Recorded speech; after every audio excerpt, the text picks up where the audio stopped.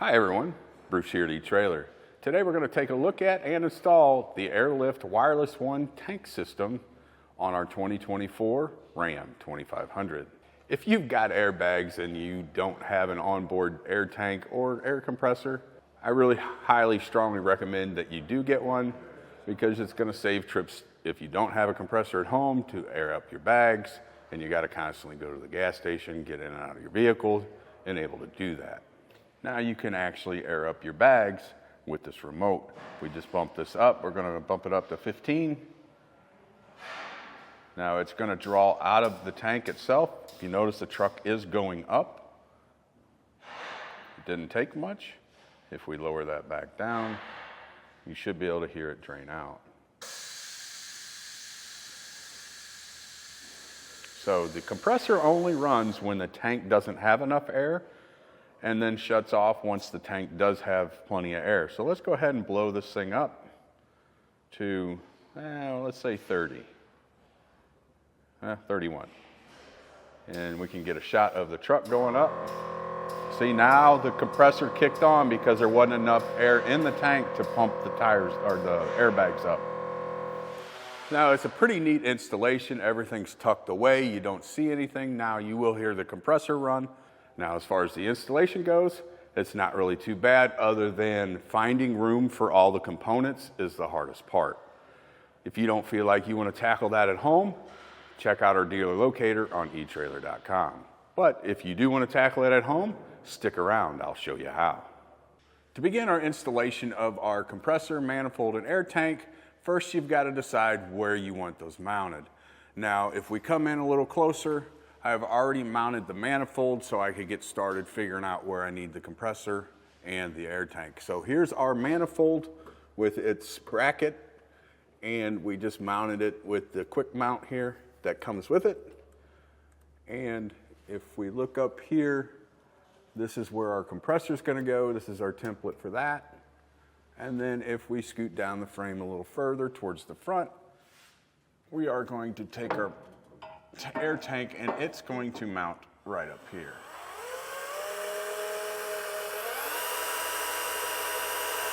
The holes I drilled in the frame here, 5 32" holes, and I'm using self-tappers. So you may need to grab something or whatever you really want to use here to go ahead and mount it up.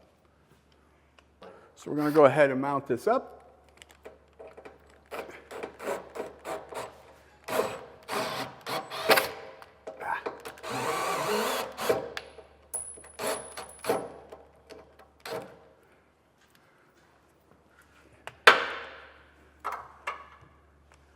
We've got our template mounted, and we're going to take a 1/4" bit and go ahead and drill those holes out.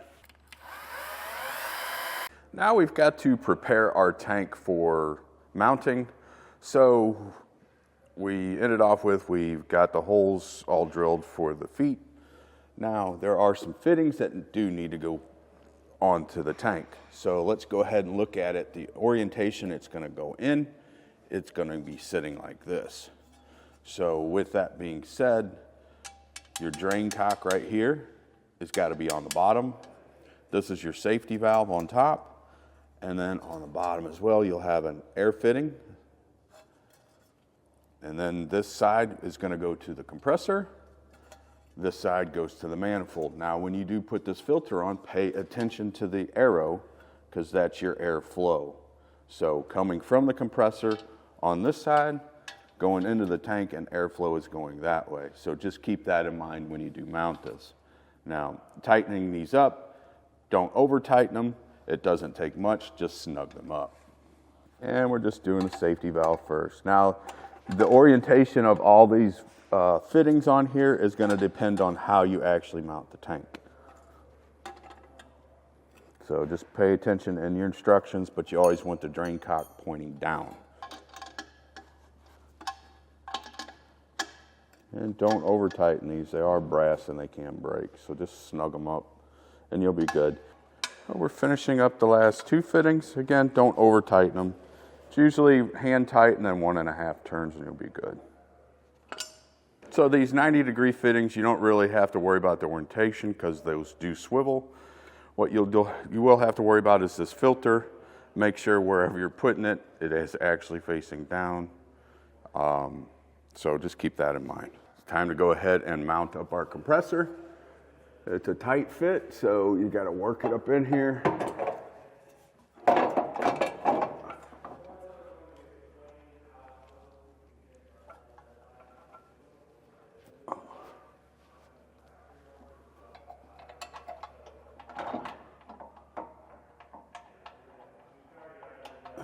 Get those started. You're going to take a 1/2-inch wrench and go ahead and tighten these bolts down. Just snug them up. Don't over tighten them, but don't under tighten them either. It's a little tight in there, so it might take you a minute or two to get it.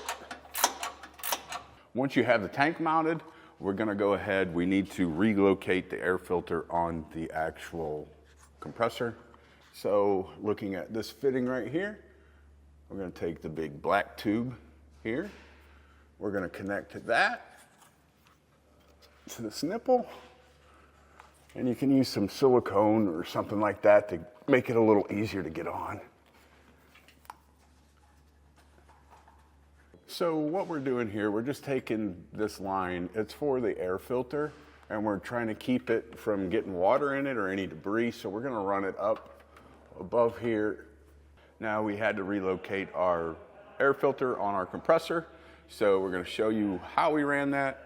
Basically, it comes off the back of the compressor here with the big tubing. It runs up. It's going to come across and go above the body mount here. It comes onto the other side and directly to our filter. Now what we're doing, we're actually running from the discharge hose from the air compressor to the air tank. So cutting this air line, you don't want to use scissors. You can use a utility knife up against a hard surface, or you can get some tubing cutters, and you just want to make sure you're cutting that straight and you get a nice clean cut. Because if you use scissors, you're going to end up pinching it and you're going to have air leaks. So we're going to take that and just connect these two. And the way these work, it's just a push fitting. So we're going to push this on and give it a little tug, and we got a good connection. We'll tie all that up. And this runs from the compressor here. It goes up over the body mount, and it's right here, just following along. We'll tie these up in a little bit, and then it comes to the other side of our 90-degree fitting on our air tank. That's what's actually going to fill the air tank. This tube here goes to our manifold from our compressor, from the filter. We're just going to plug that in. Again, just push it in, give it a little tug. So now we're running our air line from our output of our air tank, and it starts here. That goes where the filter is. So that's going to plug in there, runs up over the body mount, following the wires that we ran. It just keeps coming all the way back over to here to our manifold. If you look up in there, you can see the fitting where it's connected, and that goes right to the pressure switch. Now we've got to go ahead and put a Schrader valve in for our air hose for filling up tires or specific things. So what I did here was drill a 5/16 inch hole in the foot of the air tank, and our Schrader valve goes there. And what ends up happening is one end of our air hose can connect right to that, just like that. And you can put a tire chuck here, fill tires or what have you. Now we need to go ahead and hook an air line to our output on our manifold. So let's go take a look and see how we did that. So here's our output on our manifold, and we're going to follow that air line up because this is what actually feeds both of our airbags. So we'll run that up. If we come over to here, you can see that bundle right there, and it's coming towards the rear of the vehicle. And it comes right across, goes right above this plug here, and keeps going. And you notice we ditch back out to the other side, to the outside of the vehicle. And this is the line that's going right to our manifold. Now, you're noticing this T here because this one here, that runs to our other side, our driver's side. This one here runs right to our airbag that's on the passenger side. Now, the one going over to the driver's side is going right through this tube here, coming down through here, all the way down. You keep on coming and it pops out a hole on this side here. And we feed back down, back into the frame. One of them comes down here, going through the frame, and you notice we got another T. So that T basically is going to feed the Schrader valve that we connected in the back, and it's also going to feed this airbag here. Now it's time for the wiring, the fun part. So all these wires are marked where they go. So that says pressure switch, this one says solenoid valve, and the other one says compressor that I already trimmed up. But we do need to get this up into the engine compartment and to the battery. So this is our plug that plugs in to our manifold here. So we're gonna run that up, it runs up, and we're basically following a wire harness that's up in here already, a factory harness. If you can see the pink wires and red wires running up over the body mount. You just wanna make sure you stay away from any heat sources or any pinches, any moving parts. And keep following. We're going towards the front of the vehicle. On the passenger side, up over this body mount, and then you can see it go up through the wheel well, up into the engine compartment. Now that we've got the wire ran, we can go ahead and start making our connections. Now, like I mentioned before, each one of these is marked. So this is compressor power and ground. So that's these two big thick wires. Here's the wires coming off the compressor. We're gonna go ahead and connect those red to red and black to black using heat shrink butt connectors. Let's go ahead and get that going.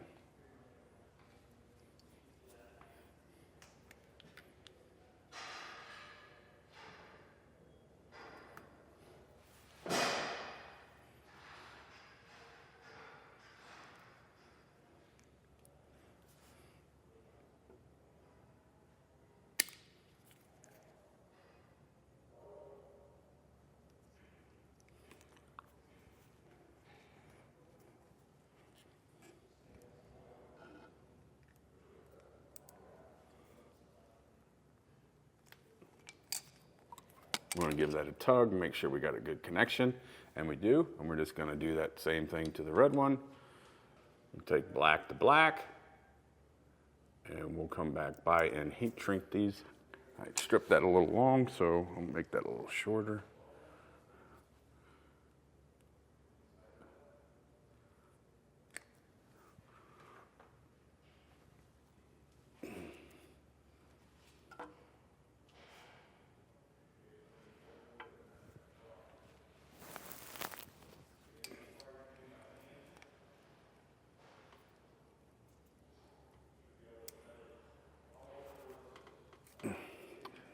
Again, go ahead and give it a pull.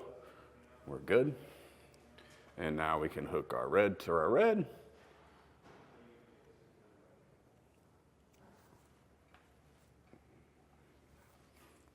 And then we'll come back and go ahead and heat these up with a heat gun and get them nice and secure. Now we're going to go ahead and take our heat gun and shrink these down.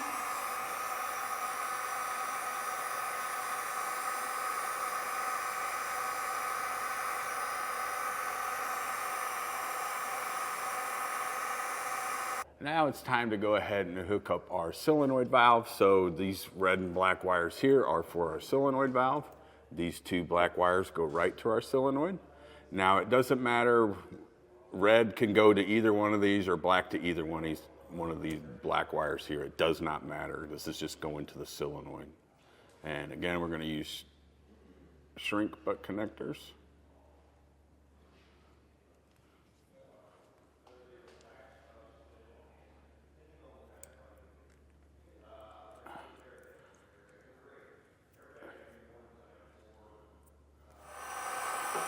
Again, remember what I said, the red and black wire to the two black wires, doesn't matter which one goes where. Now we are on top of the manifold right now. There's a pressure switch that has two black wires coming off of it here. One of those is going to go to ground, and the other one is going to go to the gray wire marked pressure switch, okay? So this one's going to ground, and this one is going to the gray wire marked pressure switch. Now we can take our plug for our manifold and go ahead and plug that in, and it's gonna go right here.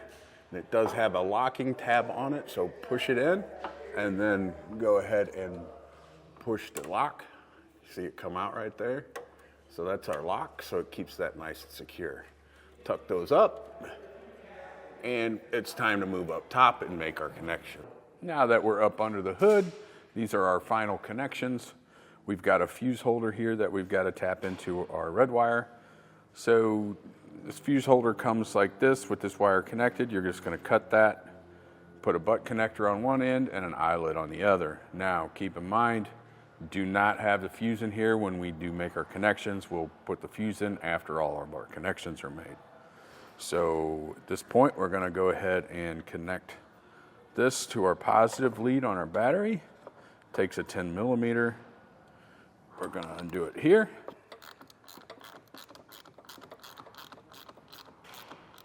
Take our eyelet and put it over our bolt there. Put the nut back on and tighten it down.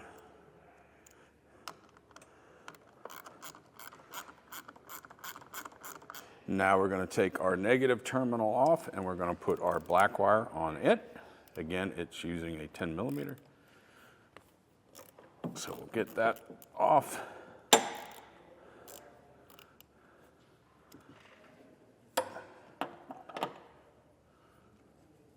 that guy on there and put our nut back on.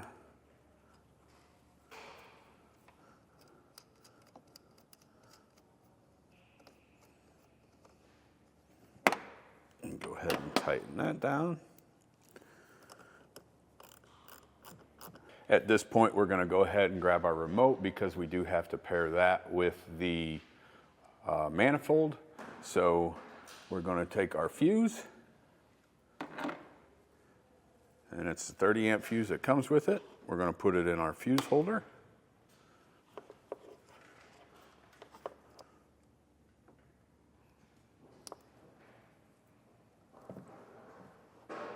Make sure it's in there, put the cap on it. Go ahead and pull this tab out of the remote. And it should jump into pair mode here. So it's scanning right now. So basically what we're looking for is the serial number to pop up on here so we can go ahead and pair it. And there's our serial number. So we're going to go ahead and select that one. And now it says it's pairing.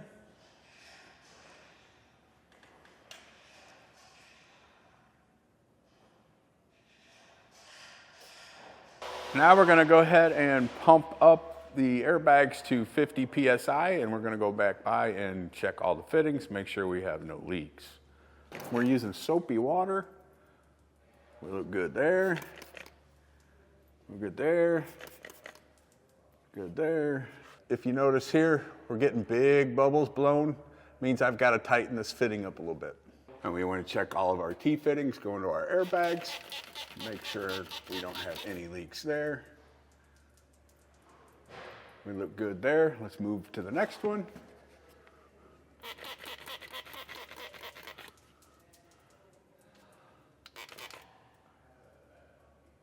And we look good there. Now that you've checked all your fittings for leaks, if you do find any leaks like we did, either A, you're going to have to tighten up a fitting, or you've got a bad line, a bad cut on a air line, so go ahead and recut that and put it back in and go ahead and check it again. If you're all good to go, this was our installation of our Airlift WirelessONE tank system on our 2024 Ram 2500. I'm Bruce. Thanks for watching.